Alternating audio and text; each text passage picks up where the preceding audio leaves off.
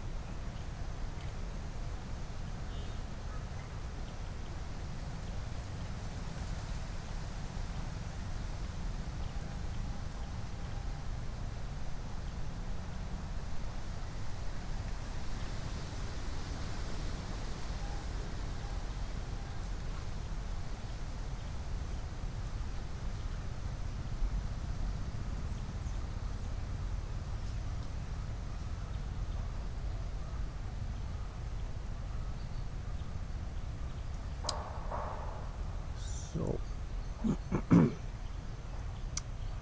we are here somewhere with Michael Northam. Hello. Hello.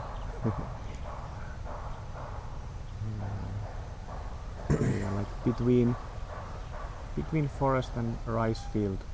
It's in Kerala near Thrissur. Do you remember exactly what is this place? No.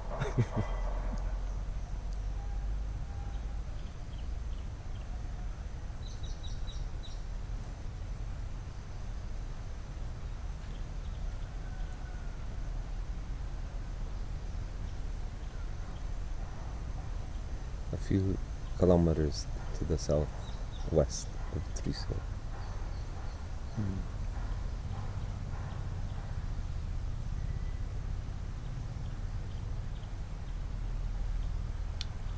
So, how are you, Michael?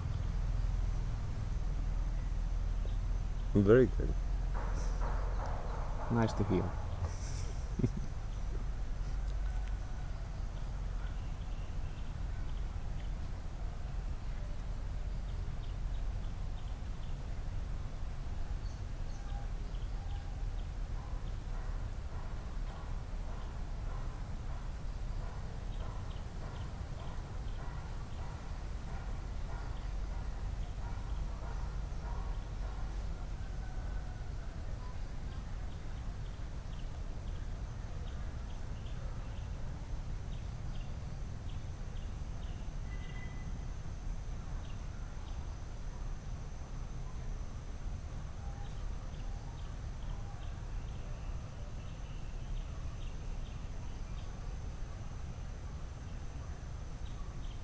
So, how you feel?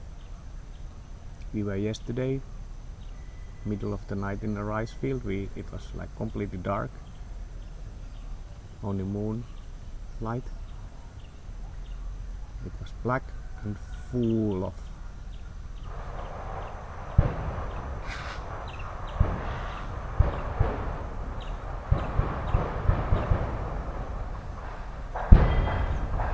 whoa.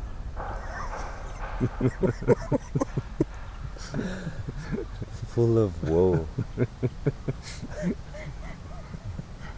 Full of I don't know how you call those frogs and how you call those animals, And crickets. crickets, and now it's all green, super colorful. And a little hot. Yeah, Just on the edge though. If we were just a few meters over there, it would be a lot hotter. yeah, we would be boiling. And it's wow, but yeah, it's pretty. I've never been before this yesterday in the rice field, so the difference is like pretty amazing. If you take 12 hours to direction to direction, like two worlds. Now here's people working and all this day activity. When those fireworks went off, there was a. It's still over there. Had a big bird, crane. The crane. It startled the crane, and the crane flew. Doing standing meditation. Now it's it looks like it's Stick. doing some tai chi. It's got its wing up. Maybe it's hot. Like, Yeah. I still, I'm not sure if I see the elephant. Yeah, we should go find you an elephant. Although it comes very random. I missed an elephant by just a hair. The other day there was an elephant right by the studio in Ernakulam. I heard drumming, but I took a rickshaw and went away, and then later our friend sent a photograph of the elephant on the road. Sometimes you see them walking down the street. I think they use them for construction here. They actually lift pipes and things. Yeah, it's a tractor. So yeah, Michael, you have been traveling quite a bit last decades, and now lately a lot here in India, right? Yeah. I went to see a friend a few years ago and I asked for a 6-month visa, and they said, no, sir, we can't give you a 6-month visa, we can only give you a 10-year visa. Okay. So then, at first I was like, oh, really?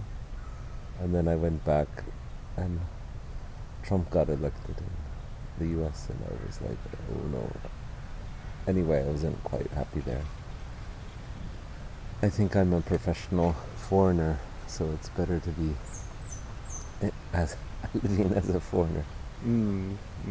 So then I've been migrating from Himachal Pradesh, Dharamshala to southern India, then up to Nepal, Kathmandu, and kind of that's been my migration pattern.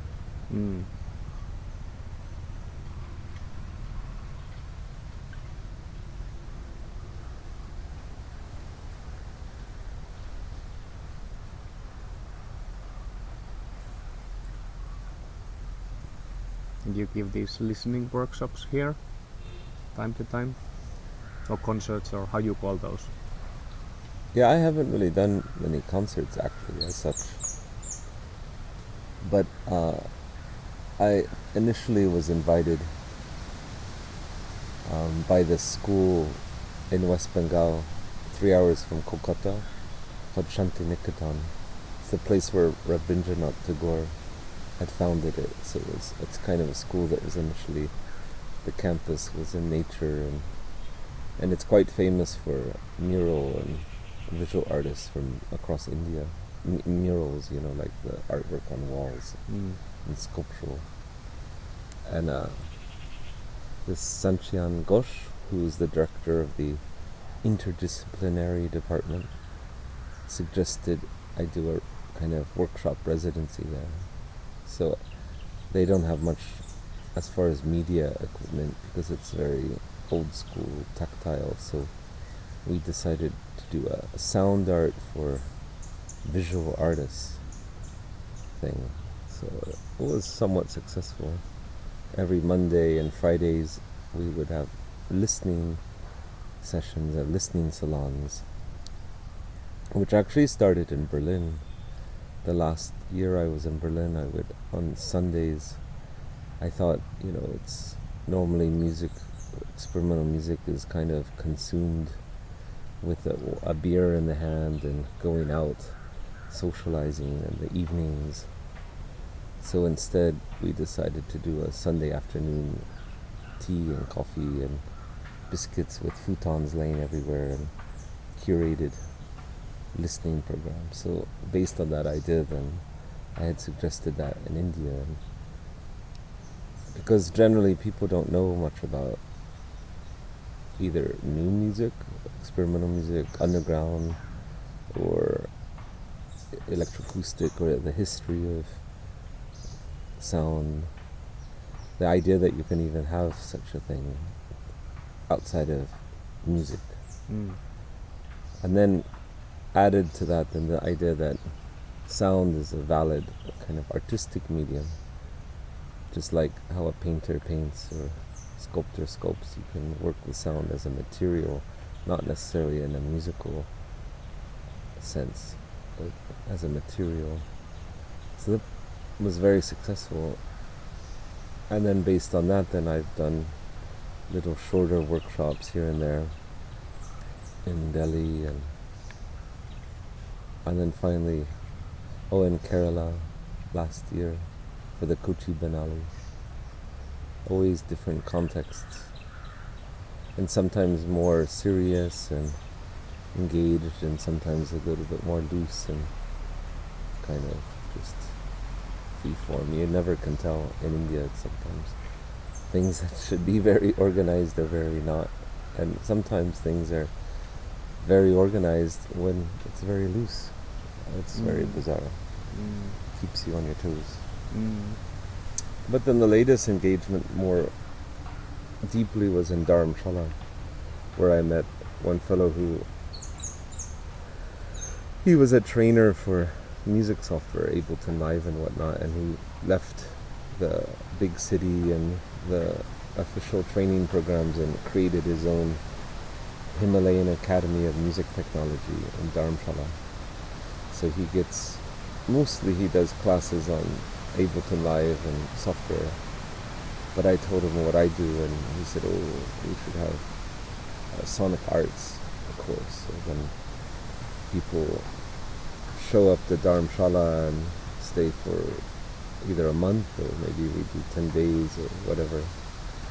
And I take them hiking with field recorders, and we do blindfolded listening experiences, and we work with a little bit of improvisation, microphoning natural objects, then working with apps or plugins and whatnot, and trying to motivate them to compose and think about their own work, which is challenging in India because I think people are so used to preformed things like whatever, this kind of dance music, programmed. So generally I find that I have people who are wanting to be music producers, so they're just thinking of how to get sound effects for their program music, and occasionally you'll get people who are into like maybe a little bit like maybe meditation. It's always a strange thing. But Yeah. in these workshops, so you said that they are a bit different, but there's also people doing there or just listening. Are they like doing actively something? Hopefully. I mean, Sometimes people are less motivated. yeah. Like sometimes people come and they just are having vacation. And then some people are really actually wanting to do some kind of sound art project. Like there was a couple women from South America, well, one Mexican, one from Chile, who joined the class.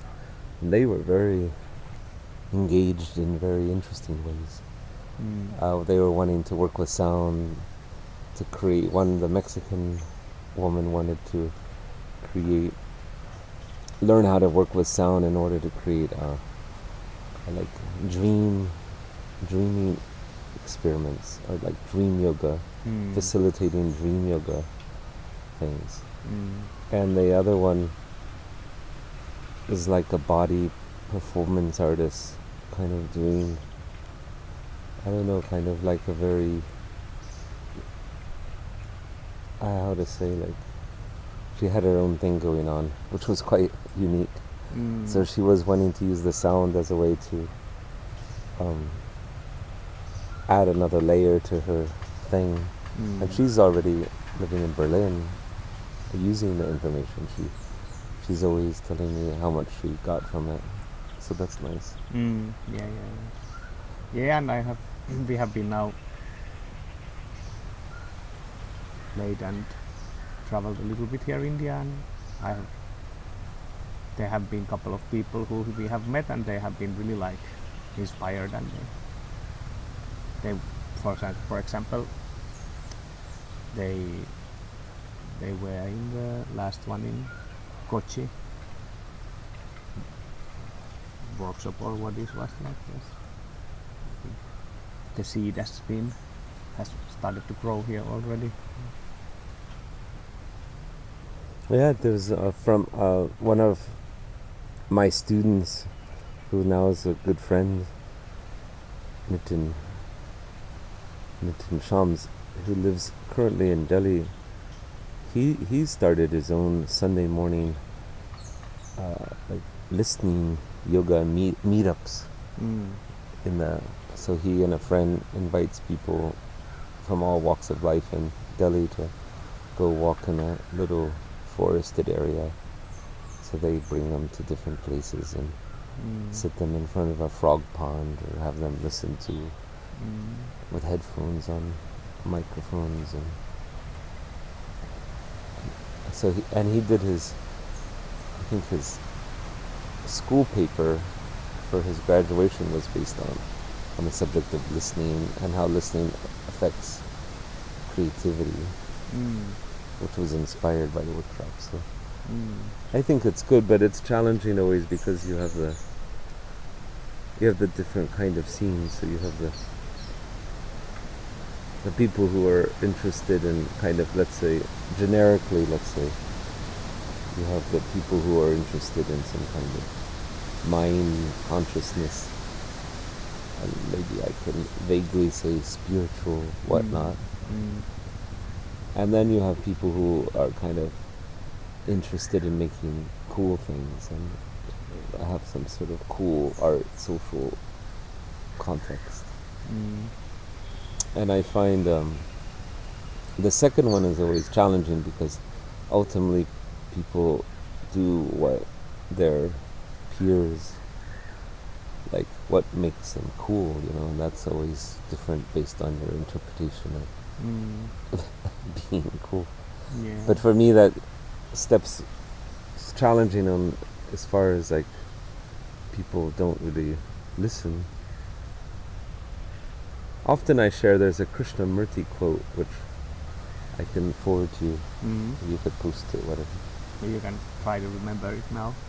The essence of it, just paraphrasing it, is that basically, do we really listen ever? Because our mind is filled with already preconceptions, because we're so eager to already know. We know something. We want to figure it out. We have an opinion. We have a goal. And because of that, then we don't actually have space to listen. Yeah. I have this one image of this. I in this image you don't never kind of see this, so it goes like that. We are living inside of the hut in a way, and then we watch from the window how this world looks like, and then we all the time draw the picture what we see.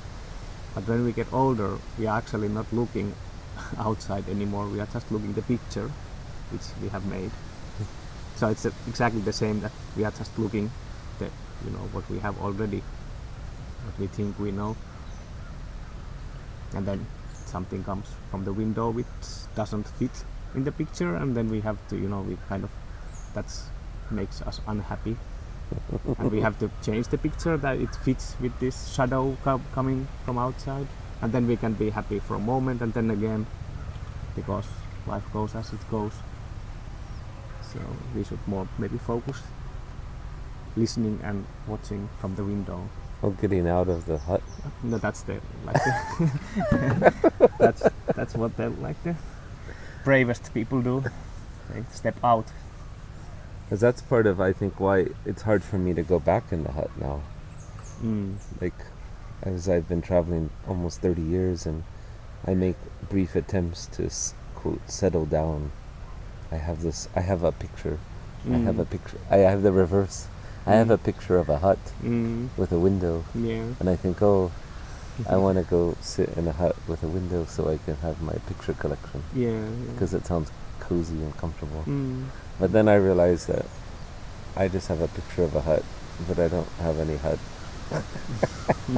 So I just have to begin to enjoy the whatever is around us. Let's see what is around us. It looks above us. It's possibly a mango tree. Mango tree? Yeah, I think it maybe could be. Wow. And sometimes the hut here is an abandoned apartment on the 11th floor. Or the roof of the country house.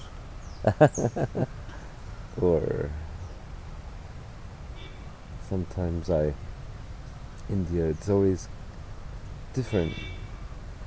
Sometimes in Dharamshala I stayed in a little village in the valley, and I could open my door and sit in my room and look across the mountain valley and see the Himalayas. And I think I could see 2 or 3 electric lights at night. This was good until the landlord's son decided to put a techno-inspired campground right in front of my place.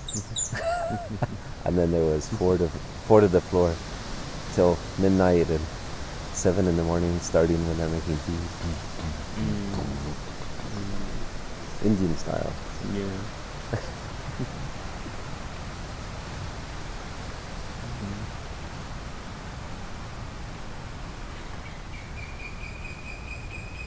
Actually, down here in Kerala, in this kind of village, you have a relatively good opportunity to find silence.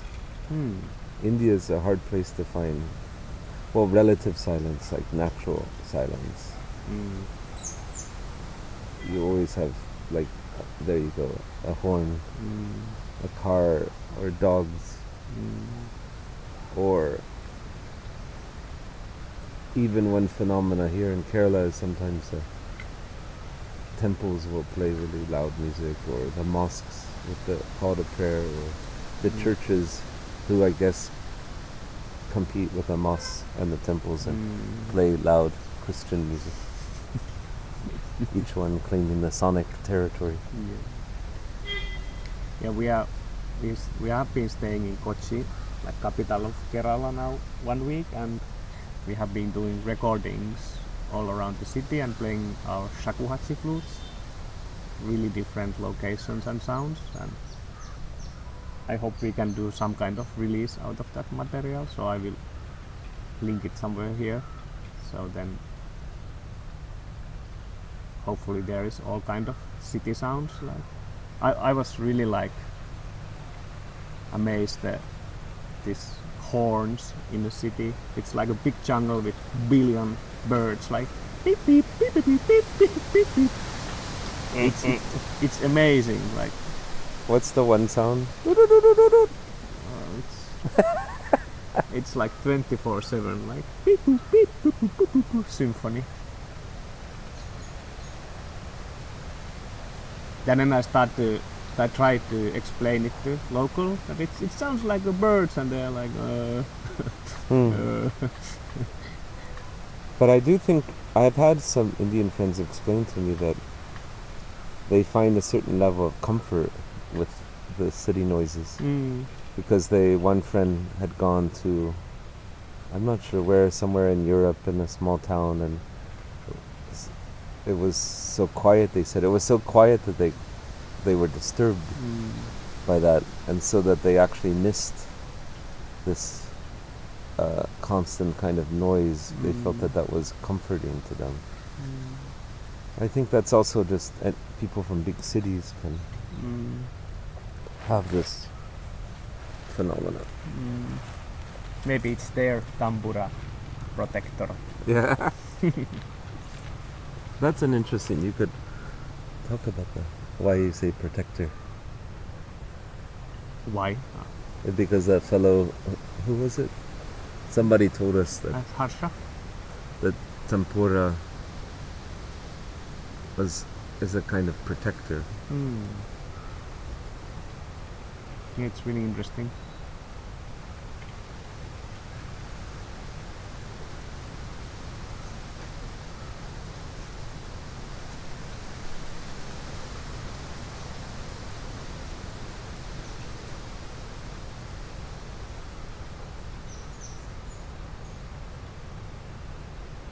Where we're sitting right now, this is more of a visual sound, a visual sound wave. Yeah. So you can't hear it, but if you could see it, the rice paddies, there's gusts of wind, Like waves. and that's causing the in different areas it's causing the rice. But it's pretty young rice. It's relatively freshly planted. And it's blowing like you might see in a Andrei Tarkovsky movie. And causing patterns across the paddies.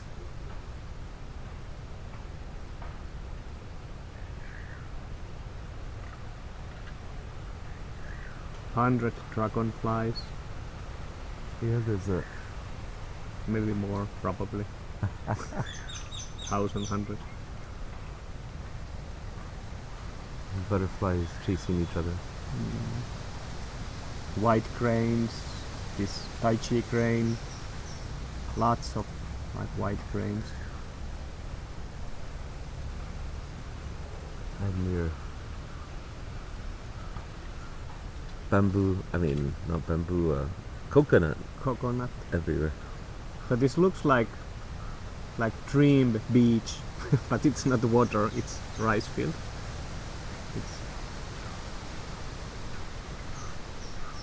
It's really exotic for me. But this area was also like the epicenter of the flooding from this monsoon period, which was June, July, August, and also last year, especially last year. And our hosts here, they had the water right up to their front door, and they had to go to a community center to stay. And there was no way to get food into this area, so the helicopters would come and deliver food. For 15 days they stayed at the community center. So this was Lake. everything in front of us was water. Where we're sitting was underwater.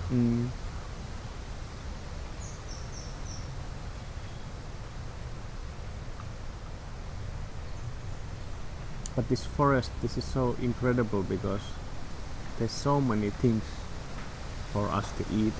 I'm so, always we put, you can make this and this from this and that, and make pickles out of these, and this is like candy, and whew. Yeah, you can see also that one little banana is A growing banana there. tree, yeah. And then these skinny ones are skinny kind of palm trees are like the beetle nut, what those people they chew and it's but they're red. Yeah. That comes from this. Yeah. And then we saw a cucumber tree. But I don't know if it's not cucumber. It looks like a cucumber tree. Because there was these small pickles. I think it was something the same, similar, and they tasted really good. It was in an art cafe garden. It's so amazing. We have to listen to it. Beetle.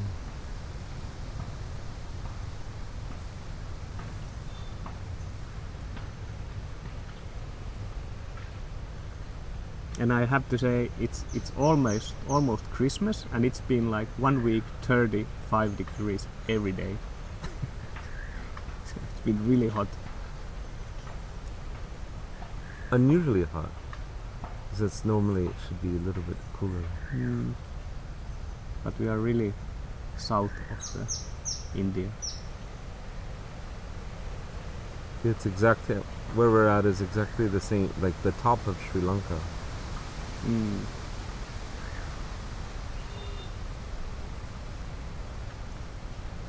But still north of the equator, I think. Yeah. But not much, I think. A little bit.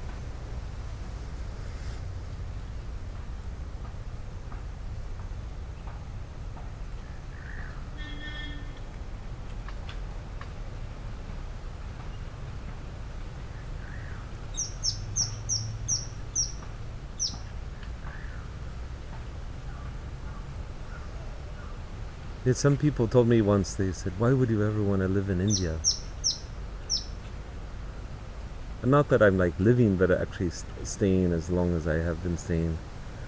And you can see, you can experience. A lot of people have this impression of India as the density of population and whatnot.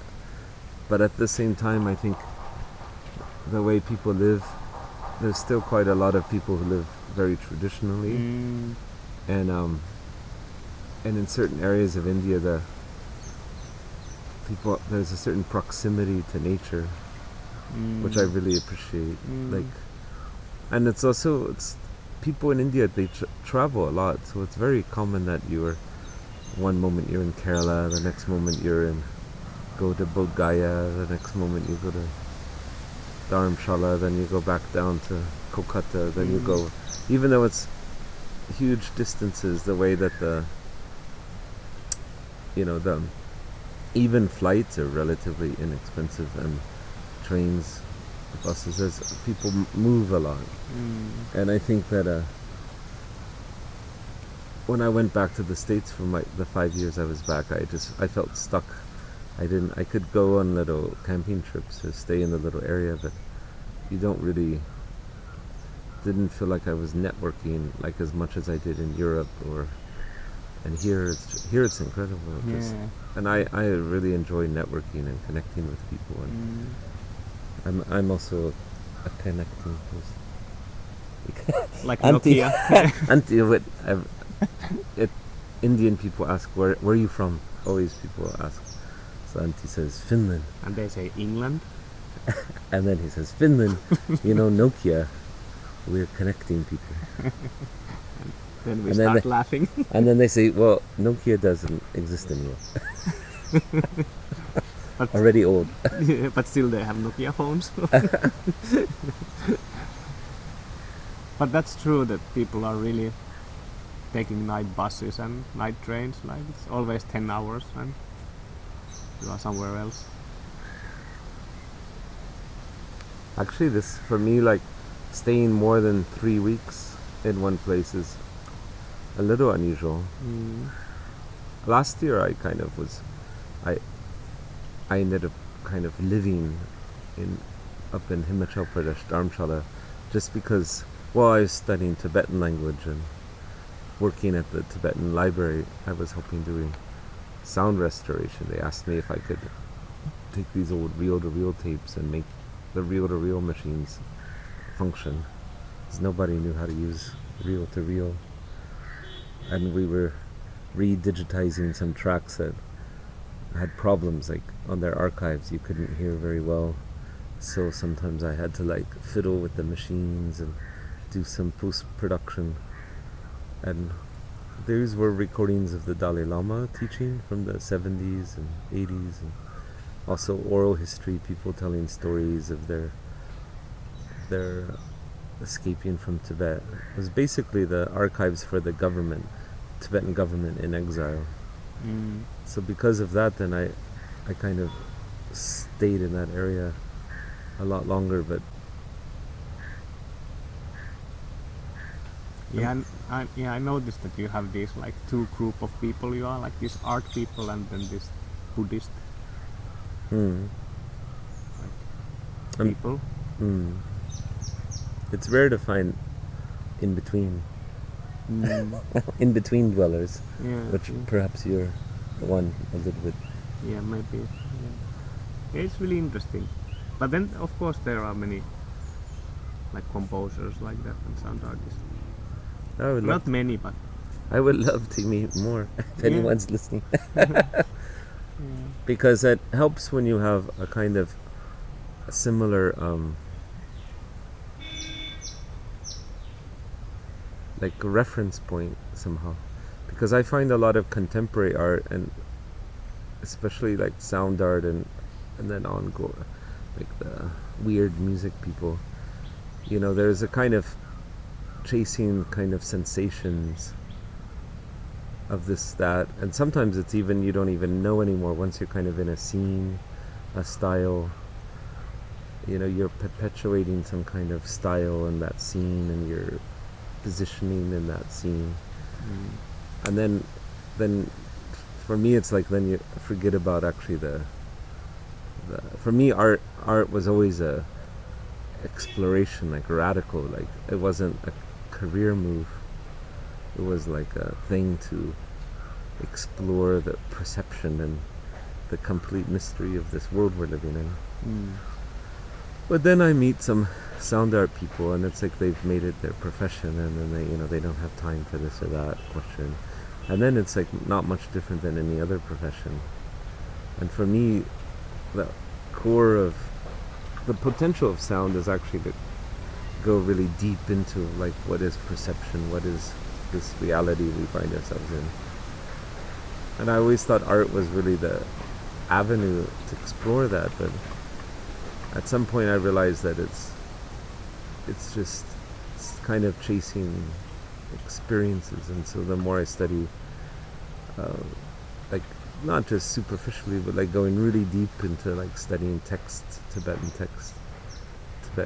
and also the original Indian Theravada, Japanese, Chinese, Burmese, like looking at some great masters' writings, you learn a lot about. They talk about sound and perception, and they go really deep into that, and you realize how much of what the sound art business is all about is actually just like chasing ghosts in a way.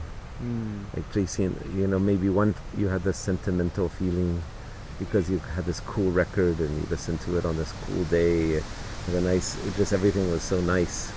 So then now you're like chasing after a new record or another recording that kind of reminds you of that moment. And but everything is chasing. You'll never get that moment again. So then how to bring sort of a practice of observing reality and some artistic practice together, it's always a mystery for me, because in one way you have to if you want to do projects and collaborate with people like we've been experiencing, sometimes people have different ideas. That's the thing. People have an idea of what you're doing. They think, oh yeah, you're this cool artist that's blah blah blah blah blah, so I'm going to put you together with all these other cool artists. And then you actually get together and you are like worlds apart. And then it's like, then it makes you question, like, what is the essence, the research? So maybe you can tell us what we have been doing. Like we have been doing like some things together, but then with this other thing. Yeah, I'll just keep it. Let's say keep it vague. But well, we had a proposal to do some events, and I was initially imagining this kind of having this be a kind of art residency that we can do what we do, and then let's say one curator that was initially invited me and organized had a sort of different idea and put together kind of us doing this kind of deep listening thing with performance artists who obviously are visual and conceptual, and then actually you could expand that there was our deep listening thing, performance artists, and then kind of free improv band that they usually play together anyway. And I found it kind of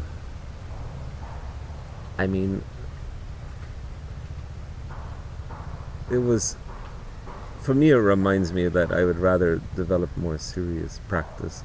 But this has been years, and then, when in Berlin I was sometimes around kind of arrangements like this. And you get this kind of, in French they say n'importe quoi. N'importe quoi. N'importe quoi kind of means, whatever. Like everyone's just doing whatever they're doing. And I personally feel a little bit sorry only for the audience, because it's like it's like putting, I don't know, like a South Indian curry and some chocolate pie and maybe like a orange Fanta soda and making a soup from that. And you're kind of, as a consumer, you're like, well, kind of any one of those things could be all right if they were alone, but then together it makes some kind of strange flavor. And in contrast, then we had like a visit of friends that are researching archaeology and translating Tibetan texts and doing a kind of PhD in visual abstract poetry of India. And that meeting with these people were just like totally like boom, dropping into a really different kind of space where you felt like I like learning, I like actually being challenged, and even us, like our Shakwatri duets were really like, oh, I'm learning, like I'm listening and I'm learning and all that, instead of just doing and like, oh cool man, like we did something. I mean, at the same time, it's a very careful balance, because I also know many people that just complain and oh, this sucks, that sucks, or whatever, and I don't think anything we're doing here sucks. No. But there was maybe some curious, clumsy moments. Yeah, and I think this all has been, we are always coming to venues like really late, and we haven't actually discussed what we do, and it's been a bit like complicated in that way. We don't know, at least I don't know these other people, but it's been really like all new for me, so I've been enjoying it.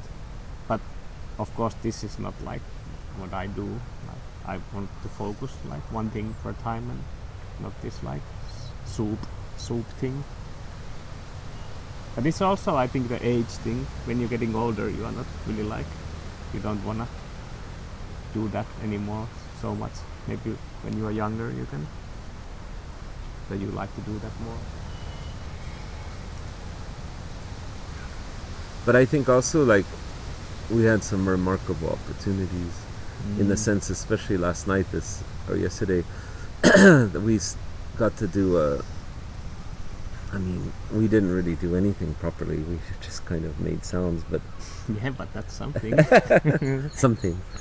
But we had this event that was in the attic of a old house, one of these houses that you see in Kerala that you're like, oh wow, supposedly with ghosts and really classic old kind of like royal families almost. Yeah, with the lounging rooms and the big white kitchen area with the open windows and really like India from another time period. And so we got to spend time in the attic space, and they had told us that space that we were making sound had been filled with really mysterious objects that them as a child, when they would come up there, each thing was filled with so much strange history. And so my approach was I was like telling people I'm hunting for ghosts. And we just explored. I liked really moving, putting my sound in all the corners and hidden places, and the audience must have just heard us wandering around with different sounds, and there were different things that happened. And I thought that the improv guys did a nice job, because they're used to playing together, and it was interesting to hear them there. And now tomorrow we've got a new conference on with a friend that's a professor at an art school, and he's doing a lecture on visual poetry of India. And it's going to be more academic audience and more serious. But he wants us to do something. I met him in Shantiniketan. We can maybe, if you want, you can post some names of different people who are related. Yeah. Their websites. And so I had helped him do a piece. He does this beautiful kind of like totemistic, iconic drawings. So we had close mic'd his drawing on the paper and contact microphone the surface of the board, and then he took that raw material and he's composed some scratchy composition, and so he's gonna recreate that kind of thing, and we will accompany him to the conference. Yeah, it's been really interesting. You know, these shows are coming and going, canceling, this happening, not happening. Suddenly we are in some academic conference, and you know, it's like I've never been in this kind of like roller coaster in tour, like constant things changing. And you were here only 2 weeks. If you were here for more, then it would have been just. Last year I was here in Kerala, and then I went to go visit a friend's mural, like wall art he did. And I had an ear infection. I didn't sleep well. I was all like disheveled. And they drive me to this little village. And then suddenly this whole TV crew and people are there. And everyone's following me, and the principal of the school and the town village guy comes, and I'm like, the pictures, and they put an interview on a TV news channel. And the sunglasses that I had pushed up on my head had one of the piece was broken off, and my hair was all like, and I was like, couldn't hear out of my left ear. And but things like this happen in India, very Yeah. and then sometimes nothing happens for quite a while. Like, I'm gonna start the new year at Bodhi Zendo, which is a Zen center, the only Zen center in all of India, up by Kodai Canal in the mountains here. So it should be like much cooler, and doing nothing for a few weeks would be good.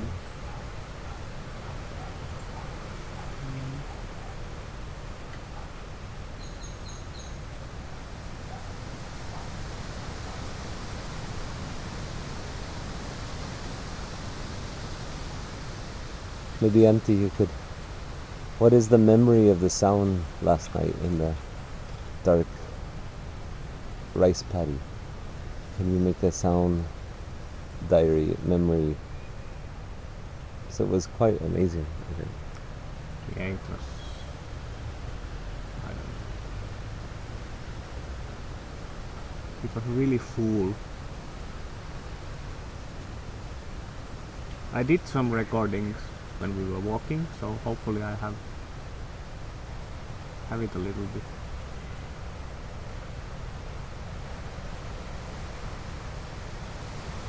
But I really enjoy how it's like different world, different reality. They are now sleeping, we are awake, and then we are the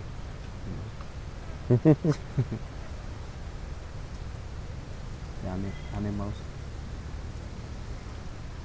giant bats, snakes. You saw one? No. Imaginary. But there's There must be there. people are talking about so much about snakes. Or I think some people have the luck to see snakes. And I saw one, actually the only time I've seen a snake in India was at a place I would never think about seeing a snake. I was like in a place having a chai, and there was no real nature around. There's only houses around. And suddenly the snake just like went across the room, the chai room, and went into a drainage pipe. And the guy, so went into the chai house. So he was a little like, what? Yeah. But yeah, I talked with the woman yesterday's the old house, and they had really nice this fruit garden all around, like big garden.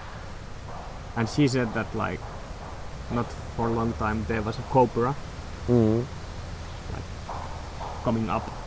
Oh, okay. So I guess it can be pretty serious if you step over the cobra. How you say cobra? Cobra. Cobra. But there's some interesting stories, like here in Kerala.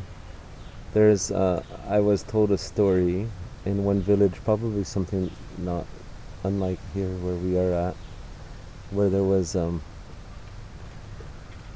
a family in this village was like protected by the snakes, and so they would always leave the women, if they knew that there was and they were cobras. So if they knew there was a cobra in the house, they would leave the baby alone and could go to the shop. Eagle, yeah. Flying And here.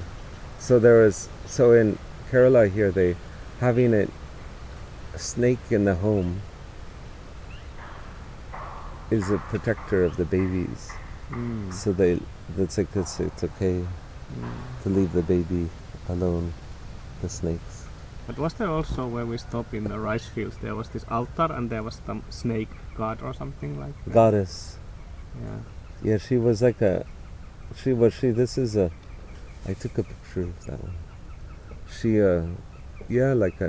I mean, there's often where there's lots of water, there are nagas. Naga, snake gods. That's a bald eagle. See, sometimes you see bald eagles. In Kerala, you see bald eagles, like, quite often. This is bald eagle. I don't know if it is or not. Usually they have the white head. But it's pretty remarkable. But, in the mountains they have Naga temples like that, which are snake. The Nagas are like snake-like spirit. That's more spirits than actual snakes. Although here it's like, I think the snake thing is a snake thing, and Nagas are Nagas, like different little bit.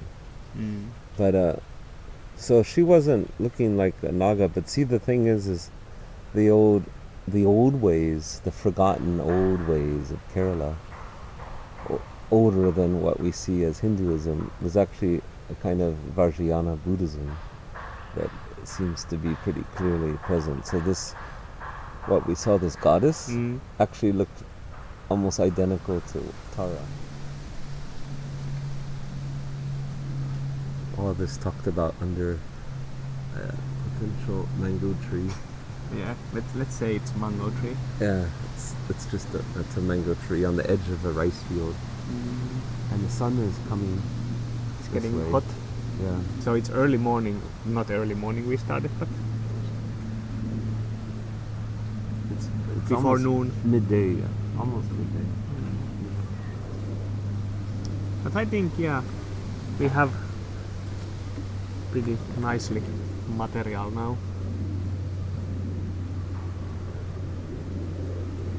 Oh, thank you for this talk, and Thank you, Antti. let's see. It's nice having you here. Yeah, we have been talking about this many years, that me coming here, and now it suddenly helped with Selyuk Yeah. for foreplay, the guy who has been booking all these things. Not all, but many of these things. It's been really incredible. But we are still here a few days, so, or at least I am. You are longer, of course.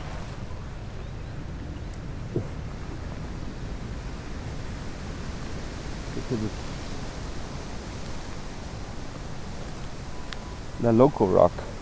Strange thing in southern India is some of the local rock is obviously volcanic. So some time long ago there was a lot of volcanic spewing happening here. It's like brown. Really weird color for rock. Red, yeah, red. Red, brown, white, green.